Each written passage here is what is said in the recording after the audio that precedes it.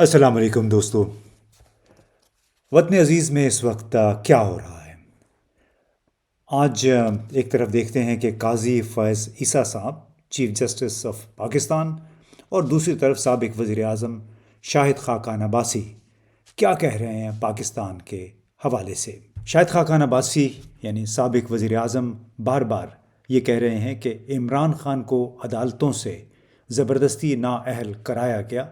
تو اس کے منفی اثرات مرتب ہوں گے۔ عمران خان کو سزا حقائق کی بنیاد پر ہوتی ہے تو اسے قبول کیا جائے گا، اور اگر الٹے سیدھے مقدمات بنائے گئے تو نہ تاریخ اسے قبول کرے گی نہ ہی عوام مانیں گے۔ انہوں نے بالکل وہی بات کی جس طرح نواز شریف کا مسئلہ، ان کے کیسز متنازع بنے ہوئے ہیں، ان کی معافیاں بھی ہو گئی ہیں لیکن ان کو جو سزا ملی تھی وہ بھی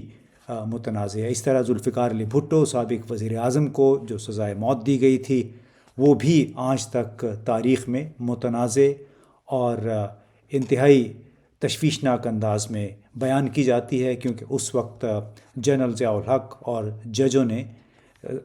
ججوں کی اکثریت نے ایکا کر لیا تھا کہ ان کو پھانسی کے پھندے تک پہنچانا ہے۔ اب یہ تو شاہد خاقان عباسی ہو گئے، وہ بار بار یہ بھی کہہ رہے ہیں کہ موجودہ حالات میں عدلیہ کو، فوج کو اور سیاستدانوں کو مل کے صورتحال کا کوئی دیرپا حل تلاش کرنا ہوگا، ورنہ موجودہ حالات میں اگر الیکشن ہو بھی گئے تو اس کا کوئی فائدہ نہیں ہوگا، ملک میں استحکام نہیں آئے گا۔ اب اسی کانٹیکسٹ میں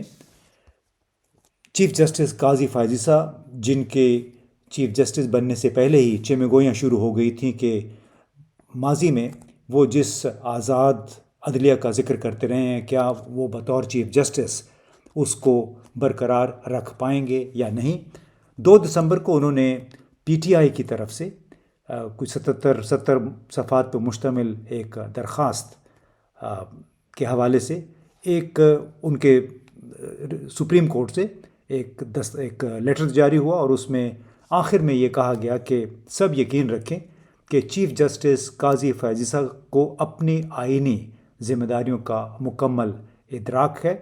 اور نہ ہی ان پر دباؤ ڈالا جا سکتا ہے اور نہ ہی وہ جانبداری کریں گے، اور اللہ تعالیٰ کے فضل سے، یعنی انہوں نے بھی اس لیٹر میں بھی پھر یہ کہہ دیا کہ اللہ تعالیٰ کے فضل سے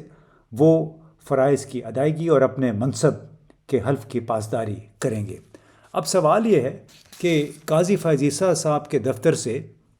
اس قسم کے بیان کی ضرورت کیوں محسوس ہوئی،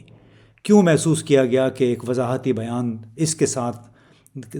جاری کیا جائے کہ وہ اپنے فرائض سے بخوبی آگاہ ہیں۔ اب سوال ہے کہ کیا ان پر اپنے دفتر کا دباؤ ہے، کیا ان پہ میڈیا کی طرف سے دباؤ ہے، شاید پی ٹی آئی کا دباؤ کہ کسی حد تک غالباً ہو سکتا ہے، کیونکہ مسلسل پٹیشنز پہ پٹیشنز آ رہی ہیں انصاف کے لیے، اور جس انداز میں پی ٹی آئی کو نشانہ بنایا گیا اس کی وجہ سے لائن لگی ہوئی ہے پٹیشنز کی انصاف کی خاطر۔ اب کیا ان کے اوپر اپنے بھائی ججز کا دباؤ ہے؟ شاید، کیونکہ سپریم کورٹ بھی بٹی ہوئی ہے ایسے ججوں میں جن کو کہا جاتا تھا کہ عمران خان ان کے لاڈلے ہیں، اور ایسے ججوں میں جو ان میں قاضی فیاض عیسیٰ صاحب سر فہرست ہیں کہ کہا جاتا ہے کہ ان کا شاید کوئی ذہنی ذاتی رنجش ہو عمران خان سے، یا پھر ان پہ کسی ماورائی قوتوں کا دباؤ ہے، اور یا پھر یہ ہے کہ جو عوامی توقعات تھیں ان پر پورا اترنے کا دباؤ ہے، جس کے تحت ایک طرف انہوں نے فیض آباد دھرنا کیس جو کھول دیا تھا، دوسری طرف وہ کچھ الفاظ، کچھ ایسے فقرے انہوں نے کہے حال ہی میں کہ سوال یہ پیدا ہوتا ہے، وہ کہتے ہیں مثال کے طور پہ کہ میں جنرل ضیاء کو صدر نہیں مانتا، میں دوسرے بینچوں کے فیصلوں پر عمل نہیں کرتا۔ عدالت نمبر 1 میں سابق ججوں کی بہت سی تصویریں لٹکی ہوئی ہیں جنہوں نے مارشل لاء کو قانونی حیثیت دی، اور جب ساتھی ججوں کی بات کی تو اس میں تو جسٹس اطہر من اللہ بھی ہیں، جو کہ جنرل پرویز مشرف کی ترتیب دی گئی کابینہ میں خیبر پختونخوا میں وزیر کے طور پہ جنہوں نے کام کیا، اور اس سے پہلے بہت سارے جج ایسے بھی تھے جنہوں نے مارشل لا کی مارشل لا کو نہ صرف انہوں نے انڈورس کیا بلکہ اس کے تحت PCO کے تحت پروویژنل کانسٹیٹیوشنل آرڈر کے تحت حلف بھی اٹھایا تھا. تو یہ اس حوالے سے جو قاضی فیض عیسی صاحب نے باتیں اٹھائی ہیں وہ بار بار اس سے یہ ایک تاثر ملتا ہے کہ ان کو شاید مختلف اطراف سے دباؤ کا سامنا ہے، جس کی وجہ سے بار بار ان کے جو الفاظ ہیں، بار بار ان کی جو گفتگو کا انداز ہے اس میں بہت زیادہ میں نظر آ رہی ہے، اور وہ کافی لوگوں کے لیے تشویش کا باعث ہے. چیف جسٹس کے ہر لفظ میں اپنی تعریف ہوتی ہے، اور کیا وہ تعریف کس کی کر رہے ہیں، کیوں کر رہے ہیں؟ کیا یہ سلوک، یہ جو طرز عمل ہے، یہ کوئی کچھ اندرونی دباؤ کو ظاہر کرتا ہے، یا کوئی جس کو گلٹ کانشنس بھی کہتے ہیں؟ اور کیوں وہ مجبور ہو رہے ہیں بار بار میں کہ انہوں نے ایک لحاظ سے رٹ لگائی ہوئی ہے. بری بات ہے یہ بات کرنا، لیکن ہوتا یہی کہ چاہے وہ ڈکٹیٹر ہوتا ہے، فوجی ڈکٹیٹر یا سویلین ڈکٹیٹر ہوتا ہے، وہ میں بہت کرتا ہے. اس کے علاوہ ایک اور بات یہ ہے کہ کیوں وہ 16-17 ججوں کی موجودگی میں بار بار یہ کہہ رہے ہیں کہ مارشل لا کو قانونی حیثیت دینے والے ہر جج نے مطلب بنیادی طور پہ مارشل لا کا ساتھ دیا. لیکن بات یہ تھی کہ جتنے بھی ججز تھے یا جتنے بھی جرنیل تھے وہ بھی بار بار ایسی الفاظ کہتے رہے کہ ہم قانون کی رکھوالی کریں گے، ہمیں اپنی ذمہ داریوں کا مکمل ادراک ہے. تو بڑے ایک اچنبھے کی بات ہے کہ قاضی فیض عیسی صاحب بار بار کیوں ایسا کر رہے ہیں. کیا انہیں شک ہو گیا ہے کہ جو